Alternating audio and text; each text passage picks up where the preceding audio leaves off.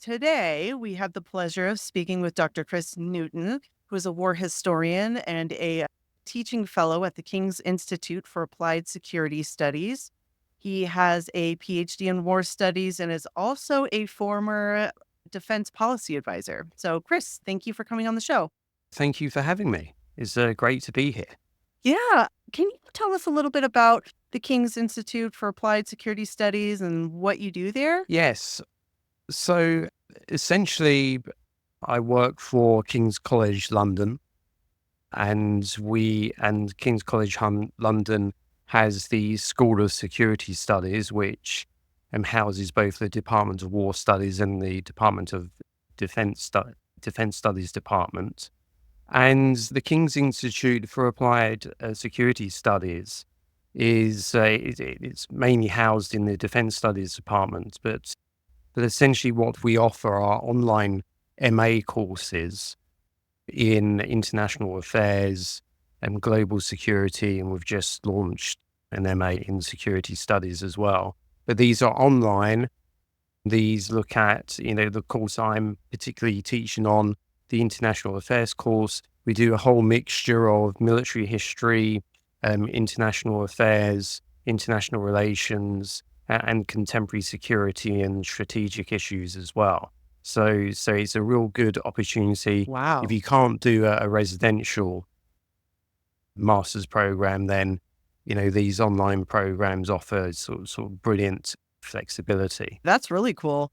I definitely would encourage people to check that out. That's cool that you guys do online. Can I ask you what drew you to history and particularly military history? Well, for viewers, you can probably tell that I have a British accent or an English accent, and I'm British.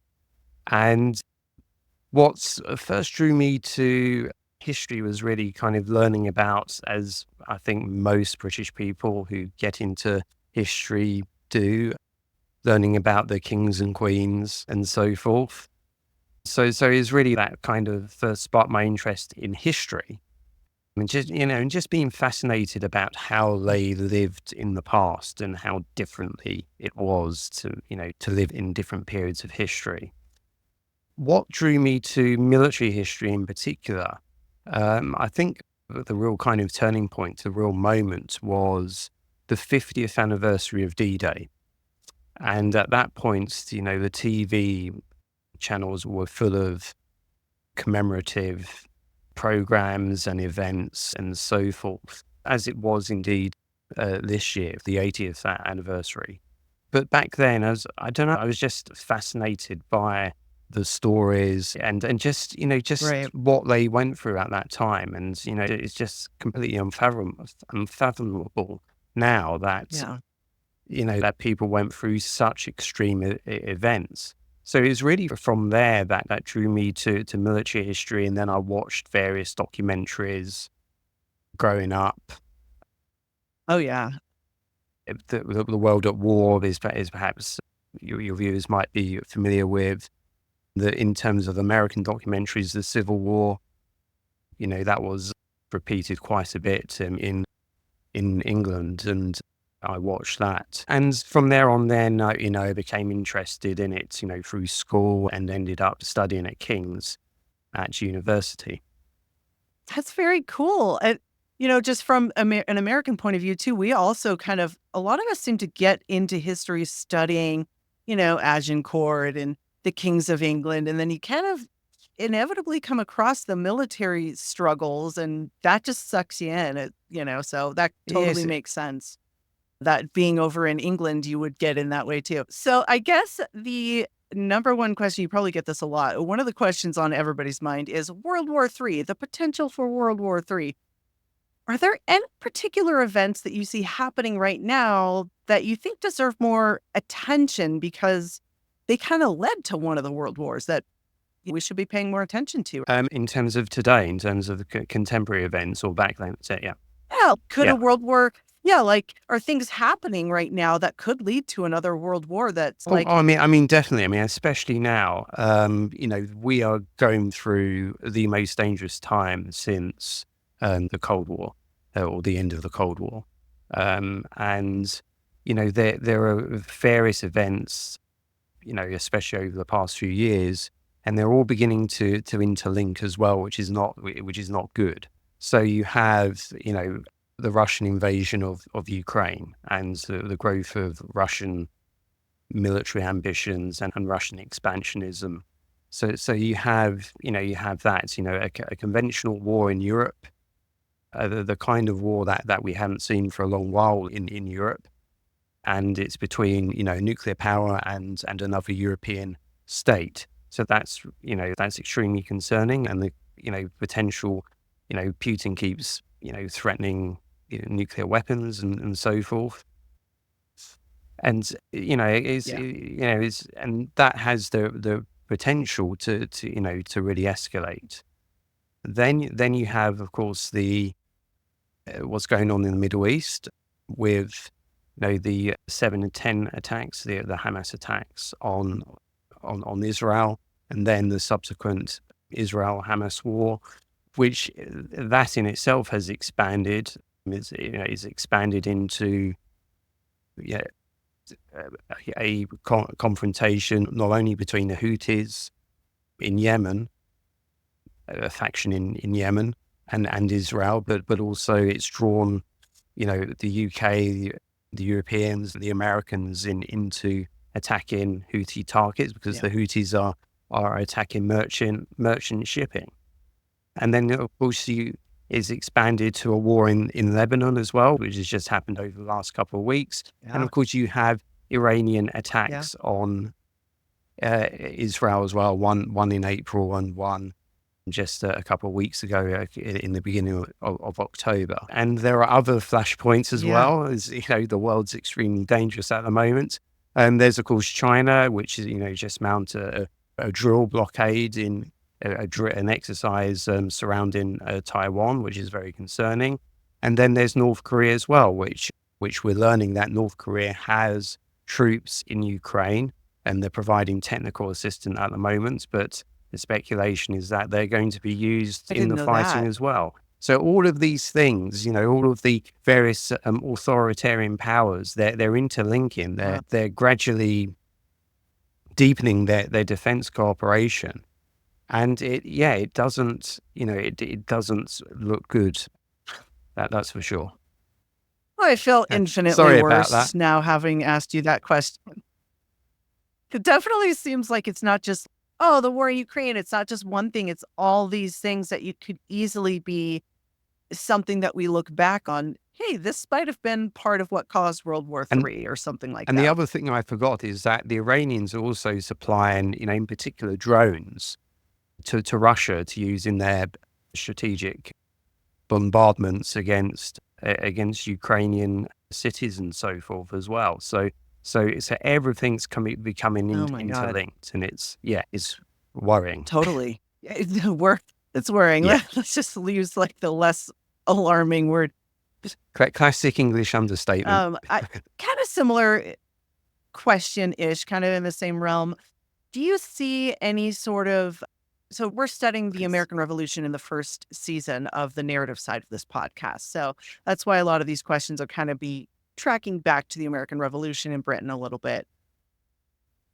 Do you see any sort of things going on today that are kind of similar to the background of the American Revolution, sort of like a British colonial territory or colony somewhere overseas that's kind of building up resistance and that might turn into an armed conflict against Britain, maybe?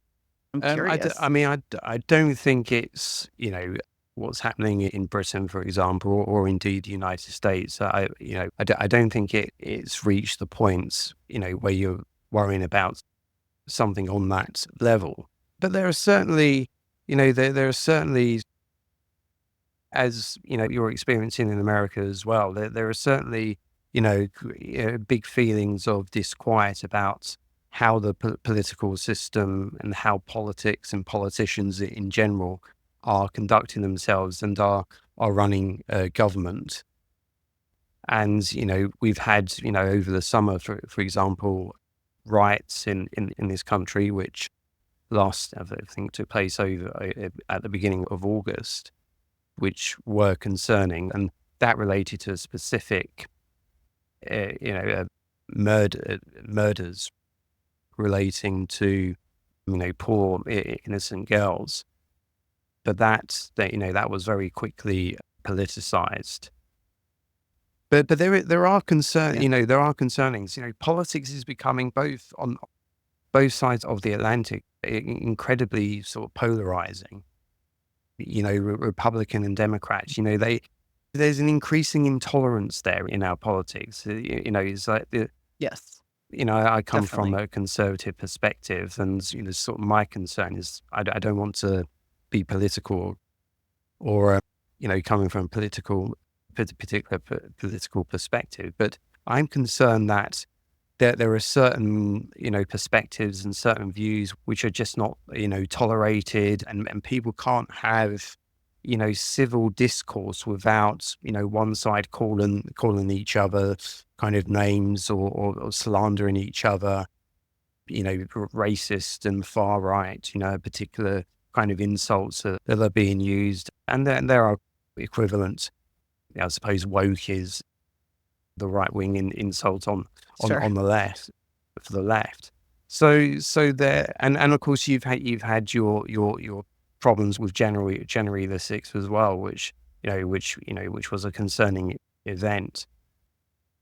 So I mean, there's lots of talk. I note there's some talk of like, oh, will there be another civil war in America and so forth. I mean, I don't know enough. I'm not there in America to really say, but I don't. I think that's perhaps slightly overdoing it a bit. But certainly, even Yeah. if there isn't like rebellions or civil wars or anything like that, I think just the polarization and the increasing intolerance, and increasing like demonization of the other side, where before, like 20 or 30 years ago, that didn't happen as much, whereas Y now it's concerning. And yeah. those are the kind of the seeds that would plant further kind of difference. And it's like, what, both sides don't see each other as part of the same thing anymore. It's like, these are two very different kind of mindsets. Yeah, that's a good way to put it, and just for our American audience too, it's very polarized over in Britain as well, you're talking about, because over in America, it's crazy Yeah, polarized over here. and we had, for example, Brexit, which we in 2016 we had Right.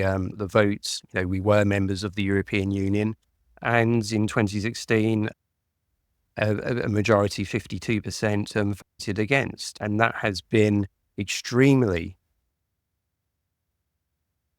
emotional, polarizing debate where the referendum itself, there was high tensions. It struck a chord about who we are as Brits, and where we see ourselves in the world today. It brings questions of Yep. patriotism to the fore as well. And there was a lot of resistance after the vote to implementing the vote, and there were which is why there was a subsequent general election. Well, there were two general elections in 2017 and 2019, because such was the situation was so difficult, and the government was having so much Well, difficulty getting Brexit through, that there needed to be subsequent general elections in order for the Conservative Party to get the majority to ultimately get their version of Brexit through.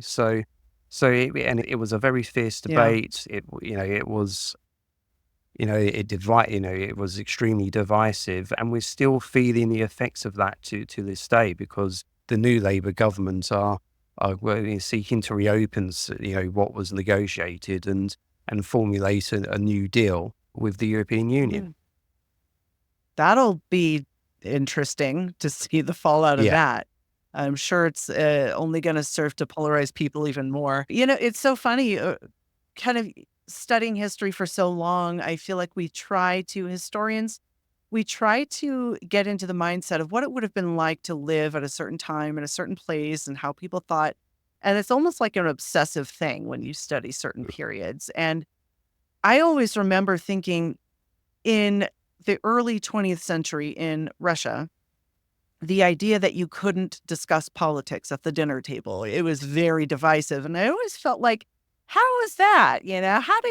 That's so weird. It's so foreign growing up. And now I totally understand it. It's very crazy how it just happens like that, very fast, it seemed. So that's interesting that you're talking about how it's polarized kind of everywhere now. It's not just over here or over there, And it's everywhere, at least in the Western world. and also there is a kind of, especially on the right of politics, we're kind of feeling that that there are kind of increasing encroachments on freedom of speech, and that there are certain topics or certain views that are not allowed to be discussed or aired, or you face consequences in terms of your career or your job or just your standing and so Yeah, forth.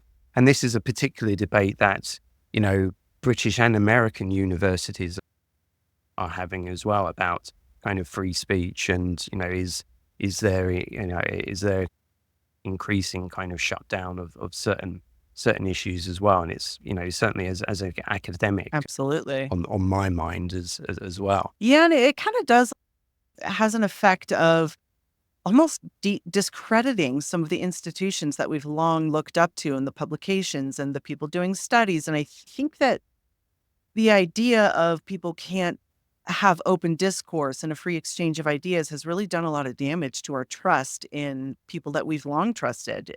And that I think is terrible. And I don't know what kind of effects that'll have in the future, but you're seeing that in Britain Yeah, as I mean, well. in institutions which were once regarded as highly respected and kind of impartial, are now seen, especially on the right, as not as being sort of politicized and kind of are left leaning, in some cases radically left leaning. So it's a shame. It's like we're seeing kind of alternative parallel institutions, as a kind of a rival to existing institutions. And it just seems that left and right aren't talking to each other in the way in which we did, as I said, like 20, even 10 years ago, 20 years ago. Yeah, it's sad. It's sad because I think one of the joys of debate is debating with people that you disagree with. It'd be a very boring debate if everybody Yeah. just agreed with each other. I don't think anybody would watch that. That brings me to one of my next questions about sort of the importance that we place on history, especially in the military. Do you think that there's enough, there's all these lessons of what caused wars and the fallout, and this is a bad idea, this is a good idea.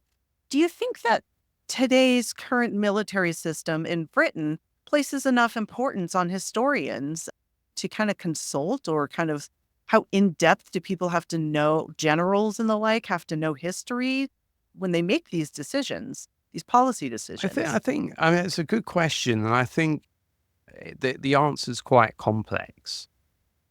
In some respects, I think that there is some experience there in government and in parliament. I don't know too much about the new intake of MPs yet, because we had we just had an election and we had a massive turnover of MPs.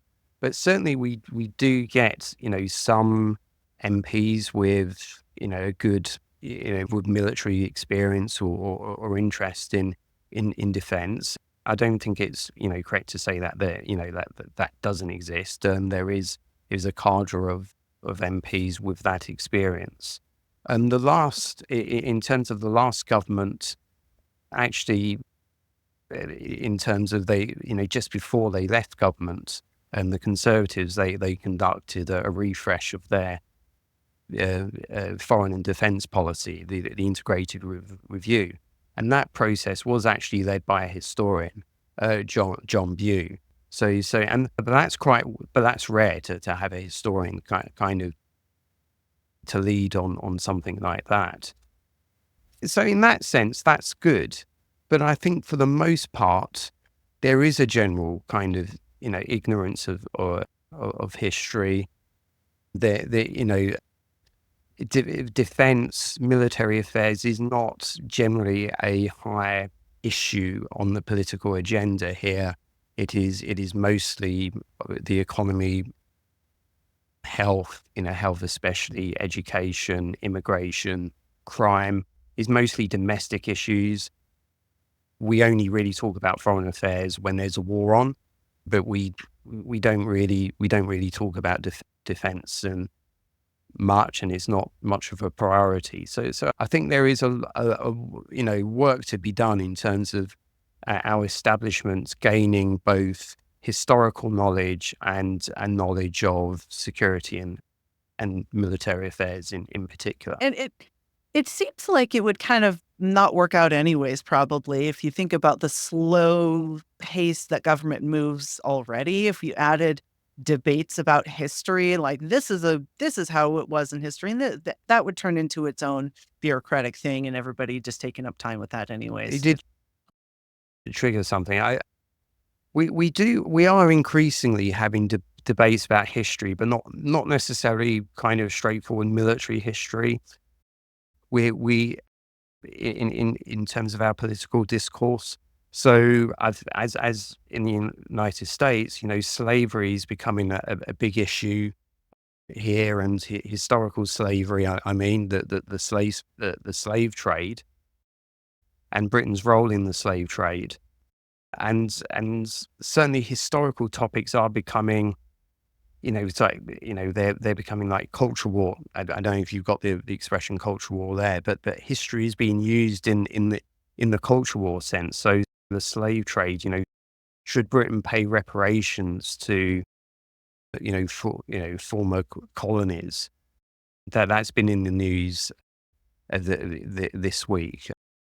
The British Empire, again, should we apologize for empire? Should we atone for empire? Should we again pay reparations for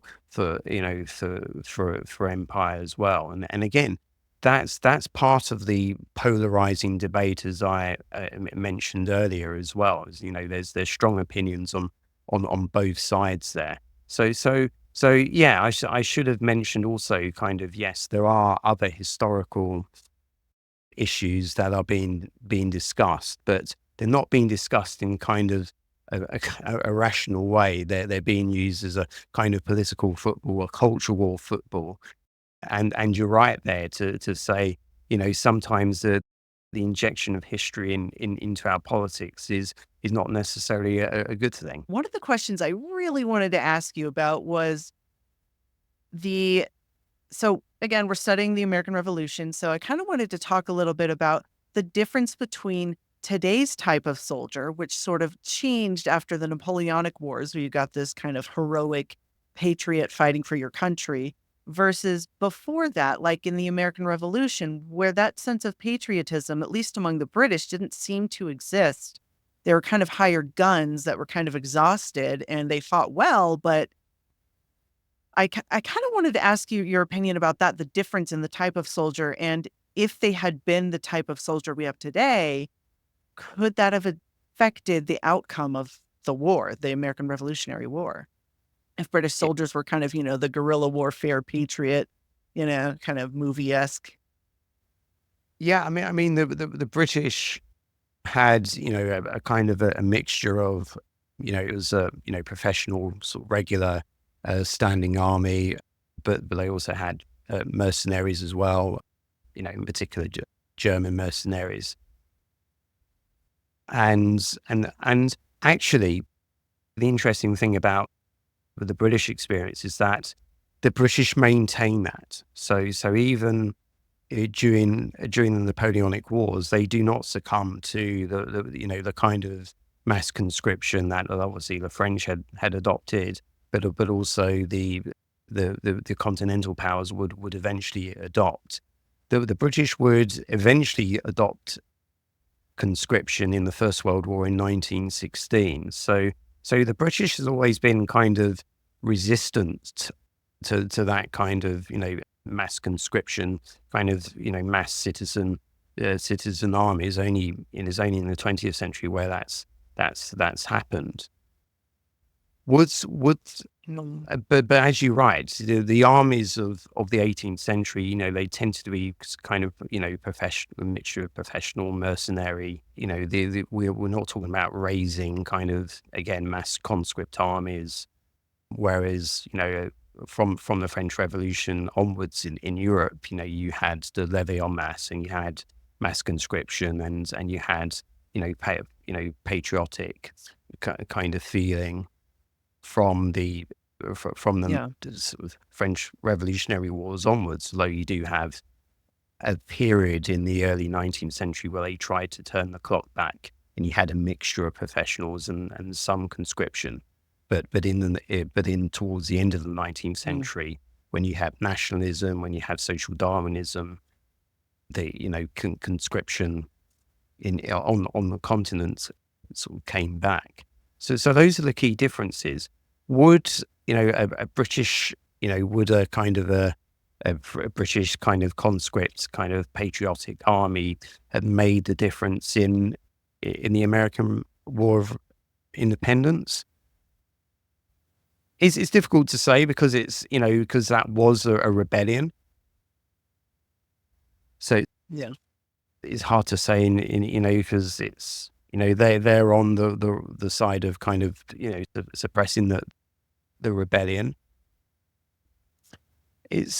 It's difficult from that sense, but the American will to fight was, fighting for your rights, fighting for your nation, your nascent Yeah. nation. That's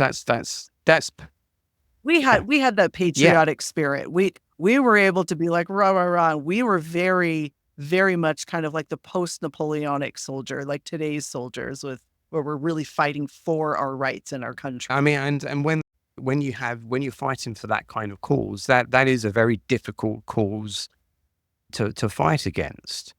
However, I don't think it was a foregone conclusion. I don't think that, British Mm. defeat and American independence was a foregone conclusion.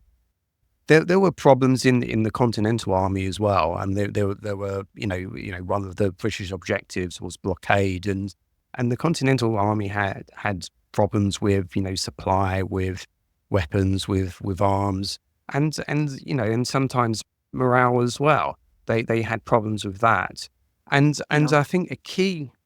Those damn loyalists. Yeah. Yeah.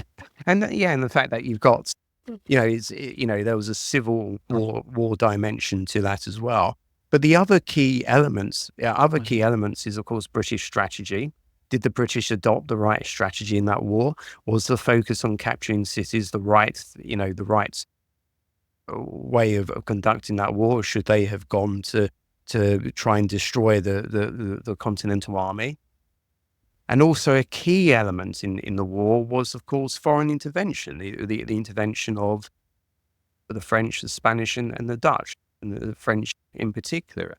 Again, extremely key. It ultimately made Britain's war, immensely more difficult because it wasn't just the American dimension. The British, faced a threat of invasion from the French, and Gibraltar was under siege as well, and you also had a war in the Caribbean as well, and the Sugar Islands were a priority for Britain as well. Yeah. So Britain firstly didn't have the resources, didn't raise sufficient resources to start with, but they were also spread, to try and adjust and trying to keep together all of their different priorities as well. So I would take issue with the notion that American independence was inevitable. There are lots of other kinds Yeah. of parts and other factors involved in the eventual American victory. I agree with you on that, definitely. I think that typically when you see an army spread on multiple fronts like that, you're gonna have difficulty you're gonna lose some of those fronts. So that I would agree with you on that. Would you say that the American Revolution, the warfare, was there anything that war changed about warfare? You typically see that in World War I or the Napoleonic Wars, but is there anything about the American Revolutionary War that changed It is not warfare? really regarded as a war that, that does, change, a great deal in terms of the history of warfare. It is, it's a curious mixture. Of course, it's fought in North America. The armies had to make some adjustments, to the terrain in relation to fighting in North America. But generally, it's, especially if you look at the the recent literature on the war, it's the general kind of view. Certainly, what I've read is that, the both the British and the Americans, tried to, emulate as much as possible methods and tactics that they were adopting on the continent. So linear formation, close order formations. There's a slight difference there. The battles were in more open formations because of the terrain. The role of cavalry and artillery is Right. slightly less in North America. But generally it was regarded as kind of, kind of a typical kind of 18th century style of warfare. There was obviously Standard. a guerrilla sort of dimension to the war in in terms from the American point of view as well. I think that the perhaps in terms of innovation, I think the use of copper hull plating on the hulls of ships was an important kind of development. Yeah. So from that point of view, in terms of the war at sea, even in terms of the war at sea, the naval battles, and it's also is worth pointing out that the British did win the big naval battle at the end against the French, and the Battle of the Saints in 1782. But ultimately, naval battles were fought, typically along the lines of, 18th century line of battle kind of navies where they kind of fired broadsides at each other. There was some tactical variation here and there, but essentially it conformed to 18th century kind of standards. Yeah. So that's generally, not being a complete, as this is not typically my period, but that's the impression I get in terms of how the American War of Independence fit into the overall kind of history of warfare. Although, of Yeah. course, it does produce a rebellion. I suppose the other thing you could say is the sheer cost of the war, the sheer strain that this places on its combatants, Britain, but especially France. And, Yeah. the strain of this war is a contributory factor that ultimately led to the French Revolution. So in that sense, warfare, throughout the 18th century was becoming more expensive. The 7 Years' War, for example, placed, huge strains as well on the combatants as well. Part of what caused the Yeah. American Revolution, the 7 year. Yeah. One of the lesser known things about the American Revolution is that there were POW camps that were really hellish, very brutal. You can't unlearn some of the things that you learn about them. And that was on both sides, the British and the colonists. But today we sort of have these international groups that kind of regulate what you can and can't do in a prisoner of war camp. What would you say in the 18th century we might see in a prisoner of war camp that we are no longer allowed to do in warfare? In terms of what I actually been reading just before this podcast, there's one article. The name, the author has just kind of escaped me now, but it is interesting. The argument that was made there was that actually the British and the Americans, although there are exceptions and there are, you know certain exceptions there. Essentially, the both sides try to adhere to the conventions and laws of war at the time, and essentially, for the most part, they try to treat the prisoners in accordance to those customs and conventions. Obviously, that's subject to debate, and people might kind of dispute that. But certainly in terms of in terms of the more kind of modern, more kind of recent literature, that there was again this kind of emulation of different of kind of the European kind of standards and styles. So in that sense, and from the British perspective, they didn't need to be, because this was a rebellion. So essentially, there could be treatment, more lax in terms of treatment there.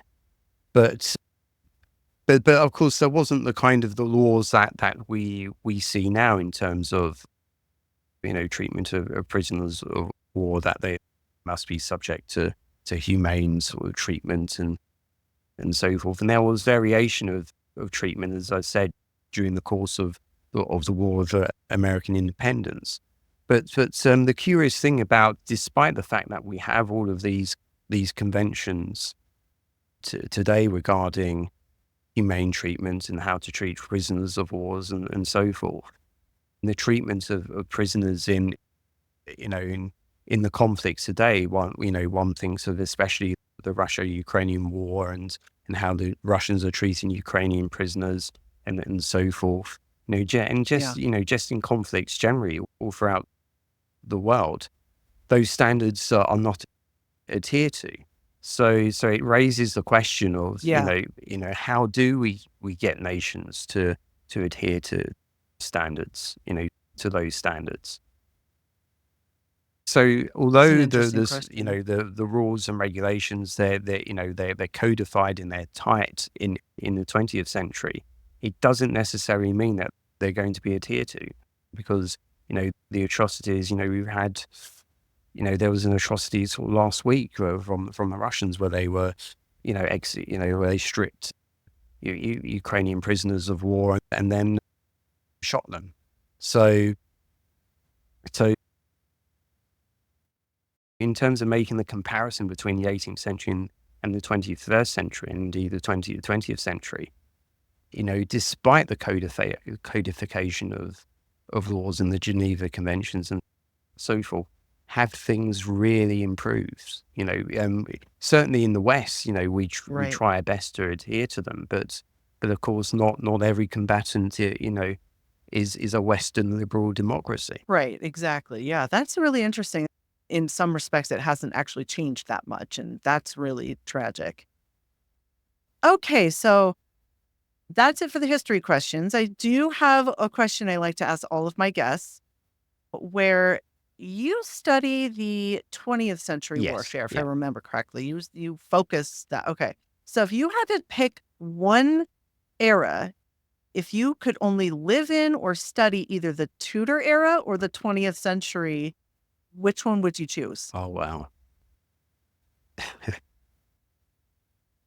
I was going to say 18th century, actually.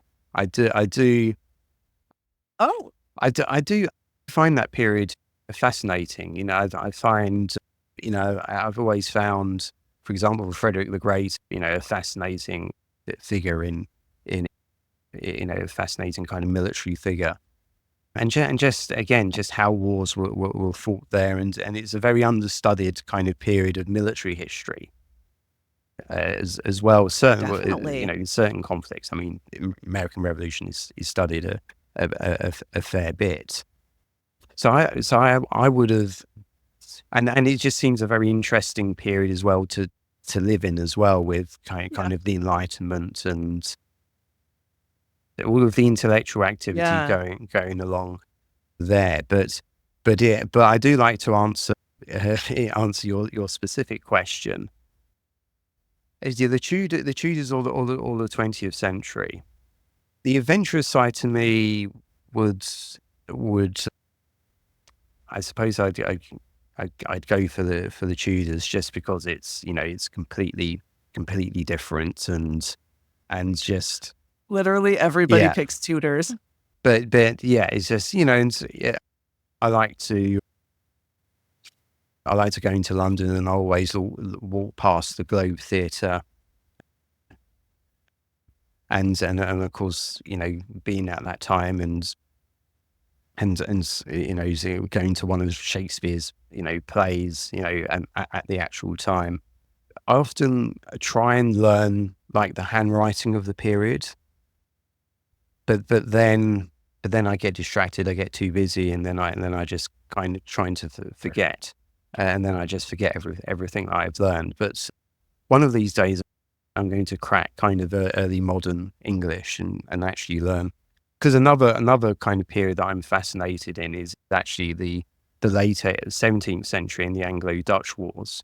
Those are fascinating conflicts. Oh, yeah, But me but the too. but the only reason why I didn't do my PhD on either the 17th or the 18th century is that I don't know the writing, in terms of the 17th century.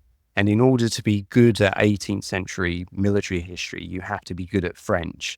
And again, I've attempted to learn French, Mm. but I keep getting distracted and then I forget everything. So until I mastered all of those, Yeah. then one day I would like to conduct research in those areas. Yeah. Well, that's cool. Thanks for answering that random question. The last question is if there's anything you're working on right now that you want to kind of share or talk about, any project you're Yes, working on. I'm currently writing a book on 20th century warfare. It is, essentially a survey of the development of warfare in the 20th century, and it in particular looks at the interaction between technology and culture in shaping the character of the different wars, and essentially explores the question that I was